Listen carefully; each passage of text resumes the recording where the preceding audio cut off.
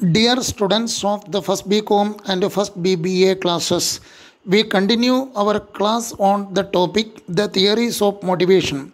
In the last class, I have explained the need theory of motivation given by Abraham H. Maslow.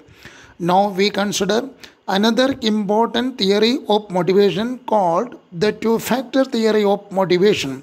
Now we start the two-factor theory of motivation.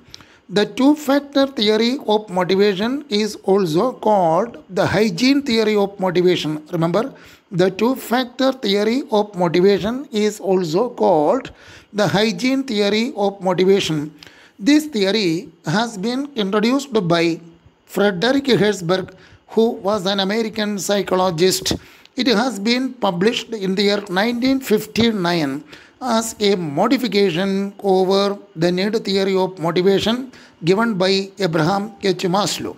According to the two-factor theory or the hygiene theory of motivation, there exist two set of factors in an organization. They are the hygiene factors and the motivating factors.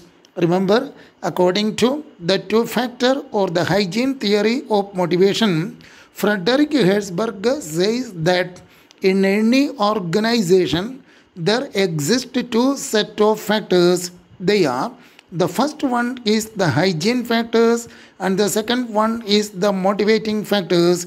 Now we have to explain each set of factors in detail. So firstly, we take into account the hygiene factors. The hygiene factors are also called as the maintenance factors or the dissatisfiers. Remember, the hygiene factors are also called the maintenance factors or the dissatisfiers. So now we want to see what do we mean by the hygiene factors. Hygiene factors are those factors that provide the basic requirements of the workers in an organization. Remember, hygiene factors are those factors that provide the basic requirements of the workers in the organization. The hygiene factors create a healthy environment or a healthy atmosphere of work in the organization. If the hygiene factors are provided in the organization, the workers will be ready to do the work and they can be maintained in the organization. The important hygiene factors that exist in an organization include salary, status, supervision, security, working conditions, relation with superiors, relation with subordinates, company policy and administration, etc. Once again, I repeat, the important hygiene factors that exist in an organization include salary, status, supervision, security, working conditions, relation with superiors, relation with subordinates, company policy and administration. The hygiene factors create a healthy work environment in an organization. If these factors are provided, the workers will be ready to do the work in the organization. Therefore, they can be maintained in the organization. So, the hygiene factors are also called as the maintenance factors. But at the same time, if the hygiene factors are not provided to the workers in the organization, the workers will be dissatisfied. Remember, if the hygiene factors are absent in the organization, the workers will be dissatisfied and they do not like to do the work. Therefore, the hygiene factors are also called as the dissatisfiers. But the existence of hygiene factors create the willingness of work in the mind of the workers. But these hygiene factors are not sufficient to motivate the workers. That is, the existence of hygiene factors will not provide more satisfaction to the workers. That means these factors will not be helpful to motivate the workers. Therefore, in order to motivate the workers in the organization, Certain motivating factors should also exist in the organization in addition to the hygiene factors. Remember, if the workers in the organization are to be motivated, there should have certain motivating factors in the organization in addition to the hygiene factors. So now we have to see what are the motivating factors. പ്രിയപ്പെട്ട കുട്ടികളെ, നമ്മളിപ്പോൾ പഠിച്ചുകൊണ്ടിരിക്കുന്ന പാഠഭാഗം theories of motivation എന്നതാണ്. കഴിഞ്ഞ ക്ലാസ്സിൽ നമ്മൾ Abraham H Maslow കൊണ്ടുവന്നതായ നീഡ് തിയറി ഓഫ് മോട്ടിവേഷൻ എന്താണ് എന്ന് പഠിച്ചിരുന്നു.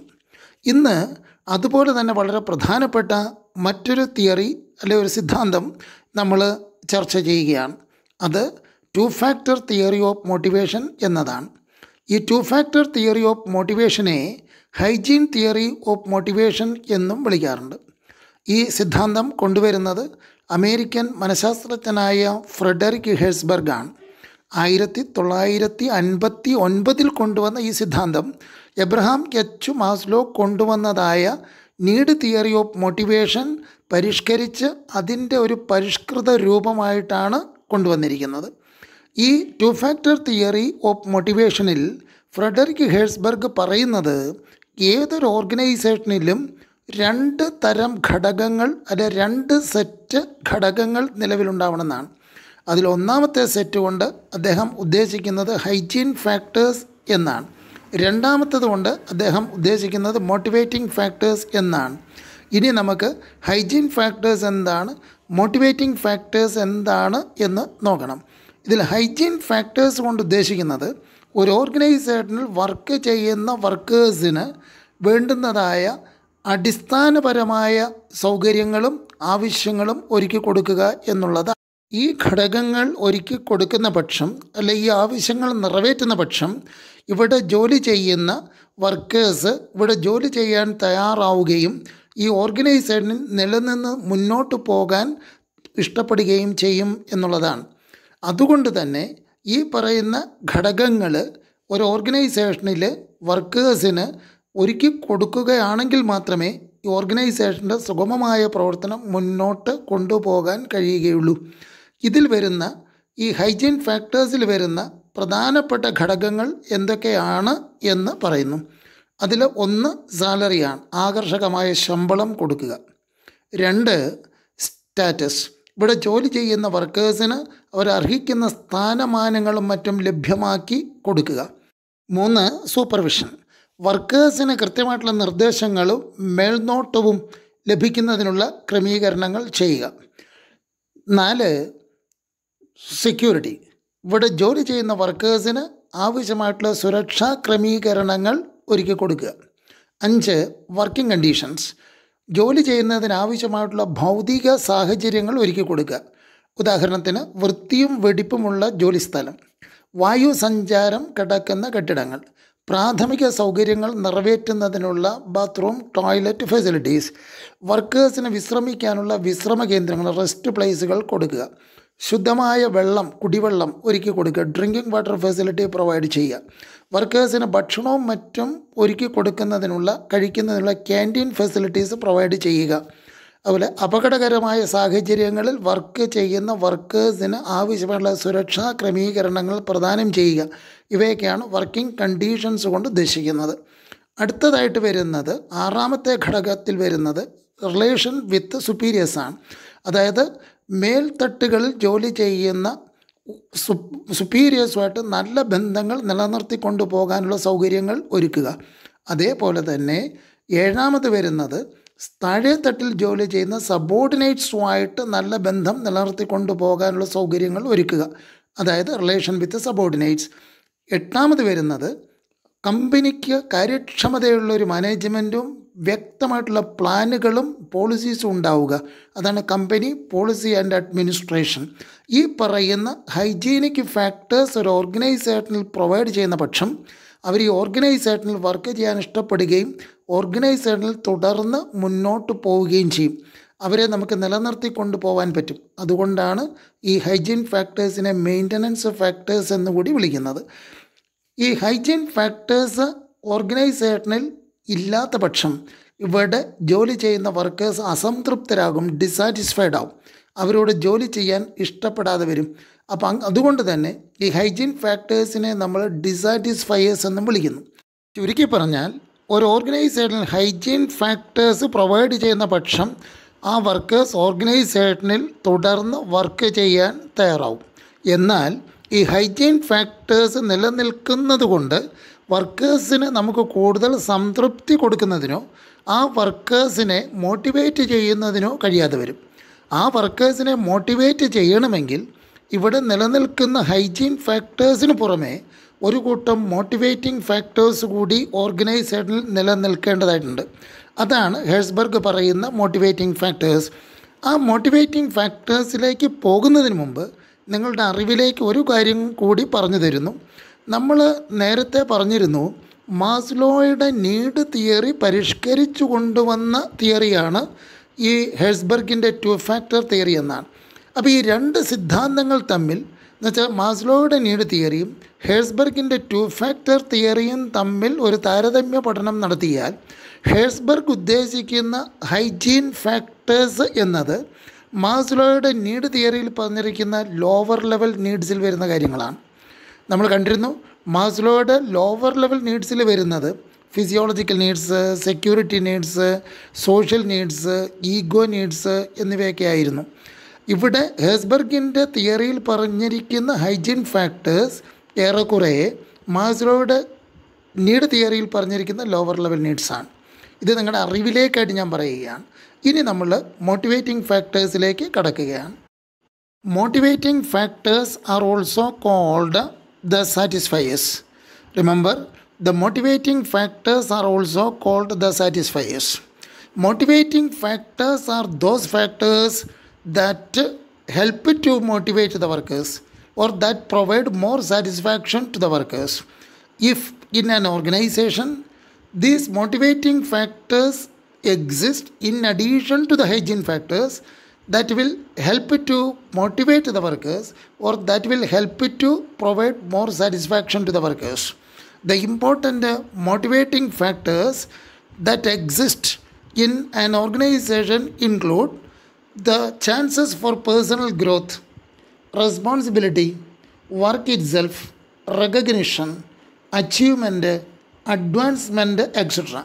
Once again I repeat, the important motivating factors that exist in an organization include the chances for personal growth, responsibility, work itself, recognition, achievement, advancement, etc. If the motivating factors exist in an organization, that will provide more satisfaction to the workers. Therefore, the motivating factors are also called the satisfiers.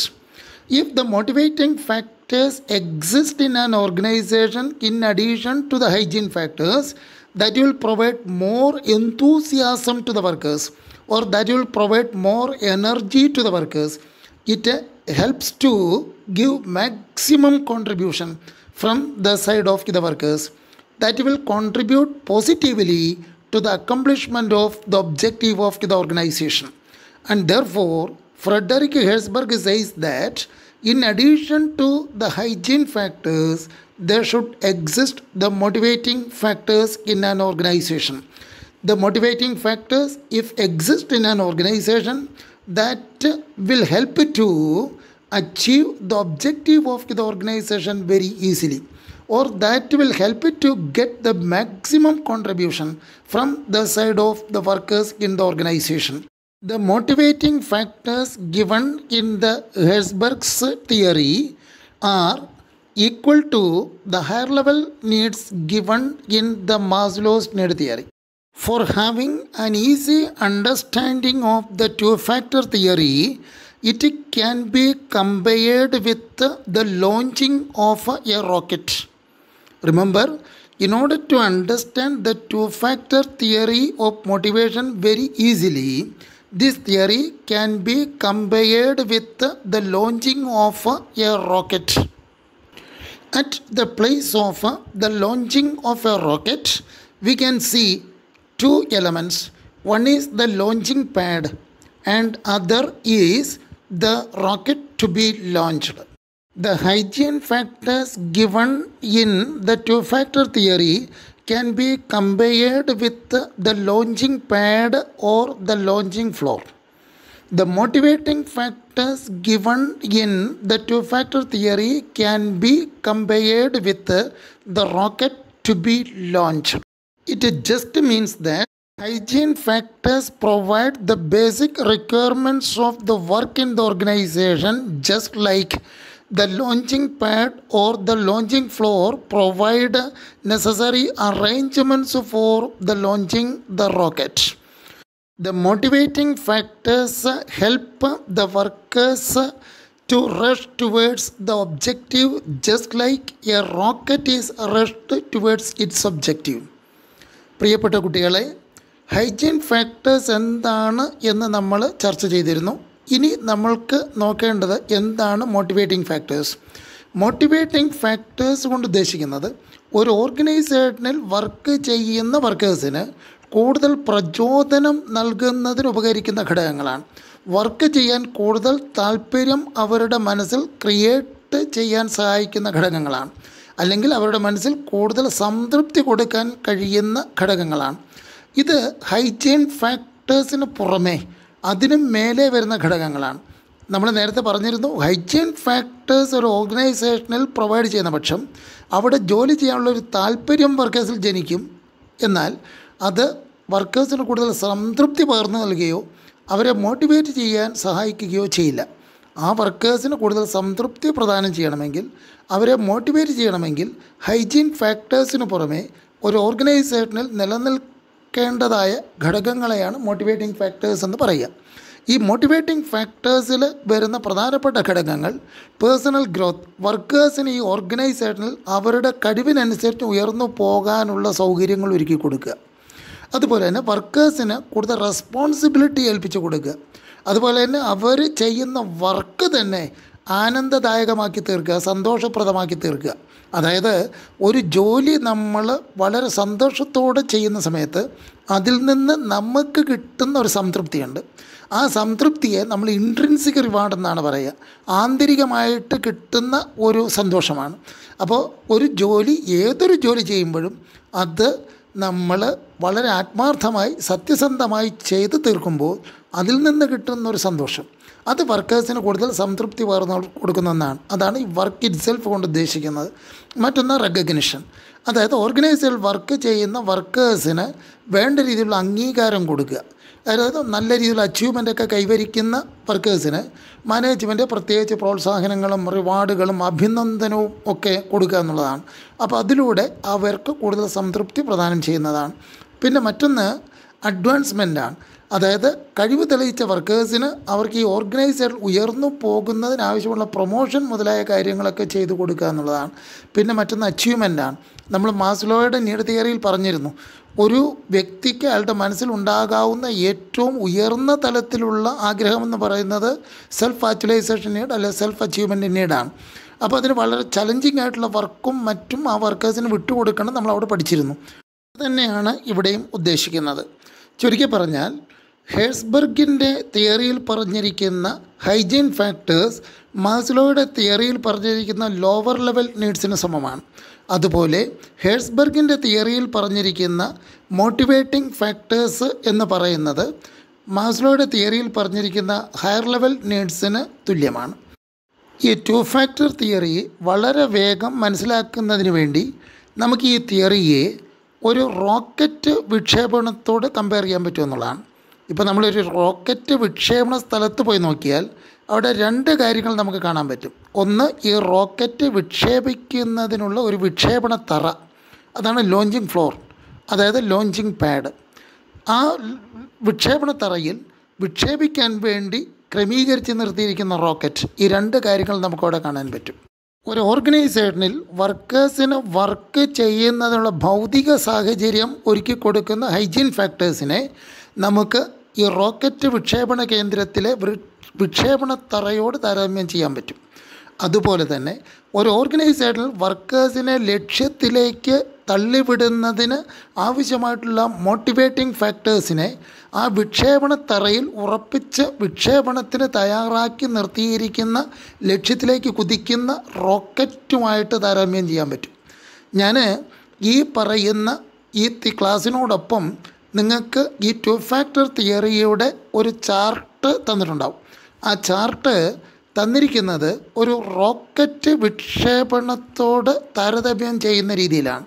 അതിൽ 2 എലമെൻ്റായിട്ട് ആ ചാർട്ടിനെ തിരിച്ചിട്ടുണ്ട്. അതിൽ ഈ rocket വിക്ഷേപണ കേന്ദ്രത്തിൽ കാണുന്ന വിക്ഷേപണ തറയോട് നമുക്ക് ഈ ഹൈജീൻ ഫാക്ടേഴ്സിനെ ഉപമിക്കാം. അപ്പോൾ ഹൈജീൻ ഫാക്ടേഴ്സ് ആ ചാർട്ടിൽ തന്നിരിക്കുന്ന ആ രീതിയിലായിരിക്കും. ആ വിക്ഷേപണ തറയിൽ നിന്ന് പുറപ്പെടുന്ന റോക്കറ്റിന് തുല്യമാണ് നമ്മൾ ഈ 2 ഫാക്ടർ തിയറിയിൽ പറഞ്ഞിരിക്കുന്ന മോട്ടിവേറ്റിംഗ് ഫാക്ടേഴ്സ്.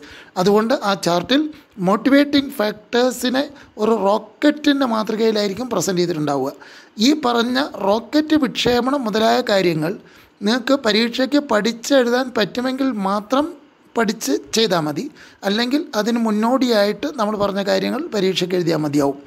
ഇനി എക്സാമിനേഷന് ഈ തിയറി ചോദിക്കുന്ന പക്ഷം നിങ്ങൾക്ക് ആ ചാർട്ട് പ്രസൻറ്റ് ചെയ്യാവുന്നതാണ്. ആ ചാർട്ട് പരീക്ഷയ്ക്ക് ഏറെ ഉപകാരം ചെയ്യുന്ന ഒന്നാണ്. Here the 2 factor theory is complete.